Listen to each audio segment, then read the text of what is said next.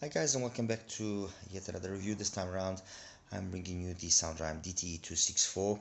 This is SOUNDRHYME's latest IEM and the flagship of their Tribrid selection. They've got the DTE500, they've got the DTE900, and now they've launched a 264. And as the name implies, it's three different driver types: two dynamic drivers, six BAs, and four ESTs. The DDs are mounted in a clamshell quasi isobaric configuration, so one driver facing the other. Something that we've seen in many other IEMs. I mean, the EVC80 has it. The the the moon drop, the dusk, the blessing 3. There's countless other IEMs that now use that configuration in terms of their base drivers. It's got 6 BAs, as I mentioned, some 29 689 BAs for the mids, and some 31 736s for the highs, and then 4 Sonyan ESTs. Beautifully designed, I mean, beautiful shell, honestly, really beautiful shell. The quality of the resin is really nice. It looks the part. It looks really sharp. I mean, I can't really fault it. Other than that, I mean, you can actually make your own designed shell and faceplate if that is what you desire. But this is definitely from a stock version of a model.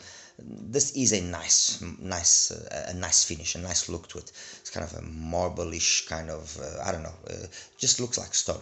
Anyway, in terms of the rest of the accessories, we are talking of an IM that costs $1,000. So, but in terms of the rest of the accessories, I mean, they've done their work. It's got a nice metal styled case, which is puck styled. I mean, it's just enough in terms of size. It's padded with some rubber on the inside so it doesn't damage the IM. It's got a nice selection of tips, which I am actually using the tips. The cable, I mean, it could have been a nicer cable. I'm not going to deny, but it's a decent enough cable. It's not a deal breaker in any way.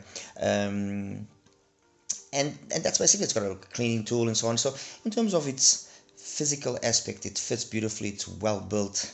It's got decent accessories. Could have been a slightly fancier cable, let's put it that way, but nothing to really, scream, bring out the pitchforks and let's hunt SOUNDRHYME down. And no, it's fine. Obviously, $1,000, it's not going to be an IM that's for everybody, but I think that they must have definitely done their homework when they compared or with other IEMs that was similarly available in the market and wanted to place the 264 at a competitive price point, and they did that. It's competitively priced, and definitely there are other IEMs with similar configuration which are more expensive.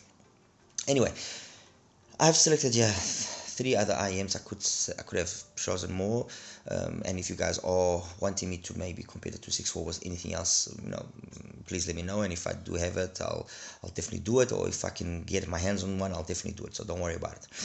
I've got here the Penon, the voltage, which has also got a similar configuration. The difference on the voltage here, it's that it's 4 BAs instead of 6, and the dynamic drivers. Let me see if I can focus this. Dynamic drivers. Let me see if you can see this. Yeah, there we go. The dynamic drivers, if you look there carefully, are mounted side by side, and they appear to be of 8mm size as well, like on the 264. By the way, I forgot to mention that. The voltage costs just over $1,100. And I mean, if I was a huge fan of the Volt and I thought that it's going to be difficult for Penon to be able to outdo the Volt, the reality is with the voltage, they really outdid the Volt. It's a superior IM to the Volt. And an IM that deserves the price, the extra little bit of price that you pay for it, everything. They they tick the right boxes, and Penon has gotten us used to that. I mean, I know that there are going to be the haters out there that start, oh, but Penon, their ethics and this and that. Well, you know what, guys, unless we actually know exactly all of the details and so on and so forth, it's very difficult to pass judgment. My personal experience is flawless. I've got absolutely nothing to say about Penon other than good things. They have been extremely supportive of my work reviewing their products, and so I can't complain. When I like their products, I like their products, and usually that's been the case. And if I don't like something as well, I tell them. I don't have an issue with that. But the truth is, I've always liked their products. I like all of their IEMs, obviously some more, some less. But for the majority, for 90% of the times, I just like the Penon house sound. I like the ISN house sound. I think they've struck the right balance between musicality, technicalities, build quality. Okay. Anyway, I'm not gonna devil anymore with that respect. You know, that's it. Next, I've got the EBC80, another IEM from Penon, of course. This time around, 8 drivers, 2 DDs, 2 BAs, 2 ESTs, and 2 bump conductions. The BAs, the DDs, they are mounted on the same style as on the 264, so clamshell, isobaric, quasi isobaric. Price is $700, so cheaper than the other two. Okay, these two, but the reason why it's, although it's cheap, it's because its performance is on par with these two. That's the reality. Okay, and then finally there on that end we've got the Verdandi, the Kinera Verdandi, which is in essence a mini Kinera Loki. It's got 4 drivers, so it's actually a quadbrid in its configuration.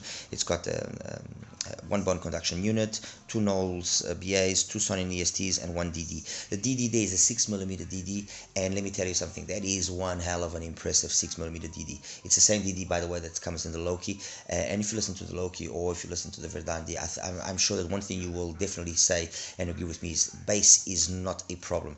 There's more than enough bass quantity, and the quality is flawless. There's nothing, I mean, the quality is on par with the rest of them here.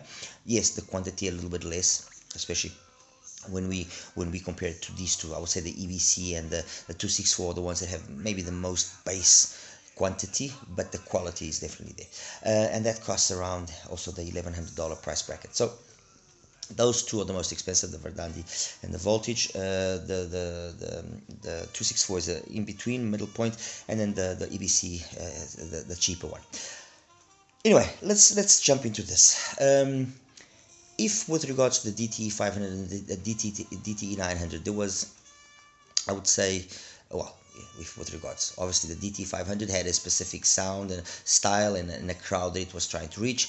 The 900 was an improvement by trying to do things in a more energetic manner, and it did that very well. It also had the tuning switches, which allowed for some versatility and you know, a kind of adaptation of the IEM to your personal preference. In the case of the 264, we don't have no switches, okay, but what we have, I think, or I at least believe, is a more careful way of having tuned and integrating all of the drivers, and that's, you know, one of the things that you straight away hear when you put the 264 in your ears and you start listening to music. It's an extremely easy IEM to drive, so it doesn't need a lot of volume. It is going to be, and that I will say straight away from the beginning, it will be dongle sensitive, source sensitive. I found that with ESS powered stuff, I just wasn't liking the sound. It was overly detailed, colored even. With CSS Cyrus Logic or with the Fire, the AKM, fantastic, nothing to be said there. I used usually my usual Yuki or other Yuki powered dongles, such as the TP30, which I think is also a phenomenal little dongle. I used as well the KN RU7, the Fire, the Q15, and with those dongles in particular, or then being used with the NX7, yeah, the matching of the impedance of the amplifier or of the dongles and the impedance of the 264 was the most favorable one. And what you get is it's a very detailed IEM. I mean, let's make that very clear. This is a detailed IEM. There's loads of micro details, and it'll basically pick up on every little twinkle and sparkly that you would want, okay? And that's why then it's sensitive to which dongle or what source you plug up to it.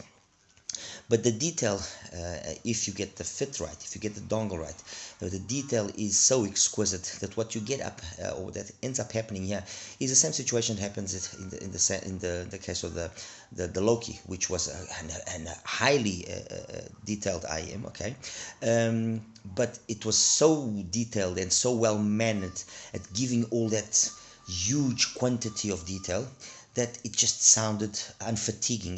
You just wanted more and more because you were so impressed at how loud it could go without breaking a sweat. And the same thing happens here with the 264. I would even go further and say that the 264 can play at the same and perhaps even higher sound pressure levels than the low key, with even a higher degree of mannerism, of good manners, of good composure, of good, okay? And that, I think, in itself already is saying a lot about the 264. Obviously, pay attention to when you listen to music loud. Take care of your ears. Don't end up like me, half deaf. I'm just joking. But seriously, pay attention. I did it for a reason. I wanted to see how it scaled. And what I can say is that, yes, it does scale well. It maintains itself very balanced throughout, at lower volumes or mid volumes or high volumes. Everything is always there, very well matched, very evenly matched in terms of how the frequencies all come across. But the truth is this: it doesn't need a lot of volume. This is an IM that you will, I think, get the best out of it, if I'm truly honest, at lower, up to let's say 40% of its volume capabilities. I think is where you'll hit that sweet spot. There are IMs that when you start playing them louder, that's when they come alive. The voltage to a certain extent is like that. The EBC as well, a little bit, but not so much. Not the case here with the 264. The 264 plays really, I mean, phenomenal. That's the reality. I'm not gonna say it because they're gonna think I'm shilling and I'm doing this and I'm doing that and I'm being paid off by Penon. No. It plays really good. If what you are after is a highly detailed IM, one that really puts some serious volume while maintaining its composure, trust me, this thing it does the work. My apologies, I had the phone here ringing. Anyway, now breaking down the frequency range so you guys can understand. Bass, very authoritative, loads of sub bass extension. Really good. It's quick, it's speedy, it's got power behind it. Great mid bass. It's very resolving. It's, no issues with any sort of track that I could account or that I could point a finger at. It never really was an issue there with the bass. The mid range. Also a very good mid-range, so vocals, females and male vocals. I would say male vocals are probably the ones that are slightly better executed, and I'll explain now. The female vocals, they are well executed, but they sometimes can come across as being just a little bit overly energetic, just a little bit too much. And that's where that dongle or what source you use becomes important, so you don't run the risk of maybe getting fatigued. That didn't happen with me, but if I was listening to it, which I didn't, because I quickly saw that the ESS wasn't the best match for it, I would have ran into that problem. So if you choose like the Yuki, which was one of the, or the Q15, which were basically the two that I listened the most, the mids are really good. Male vocals shine, instruments shine, guitar plugs, cymbals, strikes. Anything that's a string instrument, the detail that this thing has, it's just gonna make it, like be there. It's like that instrument is there with you in the room. Okay, that's how much detail it's capable of. With regards to the female vocals, like I said, you have to be just paying a slight attention to that. Choose your tips carefully as well, and make sure that it's got a nice deep fit, which again, in my case, I had no issues with that. And then in the highs, they are very well mannered, although I would have to say that when compared to something like the Voltage, when compared to something like the EBC, because of their higher energy capability, they are not as elegant. They are more, if I have to make an analogy here that maybe some of you guys will understand, is, and I've used this analogy before in the past. This is like, and I used it when I did the review for the Audio Neon Pro. The best way I can actually describe the 264 is like a public address speaker, so something like a electro voice, something like a precision device, something like that. Okay, that's been connected up to some really good amplifiers. While those two there are high-end home speakers, okay, connected up to those same amplifiers. And what that means is that everything there is about being smooth, elegant, well balanced, well mannered, and just coming out with effortless, with good manners. Let's put it that way. Here, there's also good manners. But it's all at a very higher volume level, which then you got to make sure that everything is on the spot there. Otherwise, it goes from being high energy and high quality to being just too much, and borderline fatiguing if you're not careful. Okay, now having said that, this is me obviously trying to take this understanding or this positioning of the 264 with others here to an extreme. I'm sure that the many of you, if you actually listen to the 264, you won't think of it, or you might not agree with what I'm saying. Because you either don't have other IEMs of the same level or to compare them with, or you just don't feel that what I'm saying is making sense. But I think the way that I've described this comparison here is the ideal. Those are more high-end kind of speakers. This is more kind of like a public address speaker, and especially on the higher end, so on the treble, that's where you notice more that kind of high output capability of a public address speaker as composed to a home speaker, where yes, they can play loud, but that's not the main idea. The main idea is for it to be smooth and elegant and classy. In that aspect, the other IEM here that comes not close but has a similar philosophy to the 264 is the Verdandi. It's actually quite interesting, although you do notice the difference between the two of them, and it's easy to pick up. But you notice as well the Verdandi is more of a high volume high volume earphone, and keeping everything well composed at that higher volume. That's what the Verdandi is more about. The EBC and the Voltage are more elegant in their presentation. I would say obviously that the most elegant is the Voltage, but surprisingly, the EBC does on occasion edge out the Voltage. I have to be fair. So bass is well done.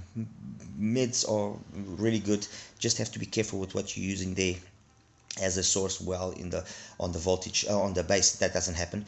Treble, it's, let's say, probably the least elegant of the rest of the frequency range, and only because it's got that capability of playing loud. When you look at it in the graph, you might not perceive this, but it can play loud. I remember when I listened to the EJ07M, you hardly even notice the ESTs or there until you actually compare it to an IM that doesn't have ESTs. And then this year you've got no doubt that there is something up there that has got a lot of energy in the upper frequencies.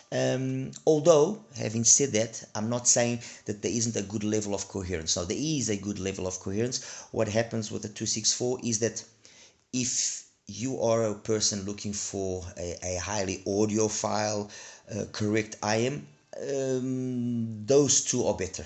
I'm going to put it that way. It's correct. It's not by any means a colored IM in a bad manner, in a bad way. No, but those two are definitely more audiophile in their reproduction, in their execution of music. Okay, technically, loads of detail retrieval. I think the detail retrieval is probably the best characteristic, and resolution, definitely. You hear everything left, right, I mean, all the twinkles, everything. Timbre and tonality, good, but not at this price, and especially when you compare it to those two. And then soundstage and imaging, again, phenomenal. Really big soundstage, really great imaging. I would say that technically these two, the Verdandi and the 264, are quite similar once again, while these two technically, the they are maybe, if you are, you know, going back and forth between them and so on, you'll kind of even more the voltage, so more so the voltage than actually the EVC. But you'll find these two just more apparently closed down, not as capable, and that couldn't be further from the truth, because they are equally as capable. The thing is, they do everything so smoothly, so elegantly, so without any let's say stress, that they can give that perception sometimes. Okay, look, ultimately this is the summary. The 264 is a really high quality, high energy IM. It's as simple as that.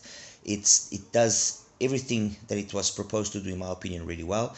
There's no real flaws that you can point at it. Yes, it's got other competitors, but it's, you know, it's an iron that you got to know what you want, in the sense of, if you are a person that likes more laid back, more mellow, more relaxed, then you're not gonna, you know, if you this kind of fan here, then you're not gonna maybe find this your cup of coffee.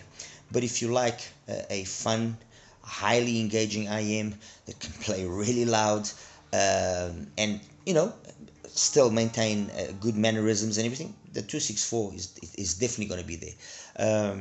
You know, it's definitely going to fill that requirement. Anyway, guys, I think I don't really need to say much more.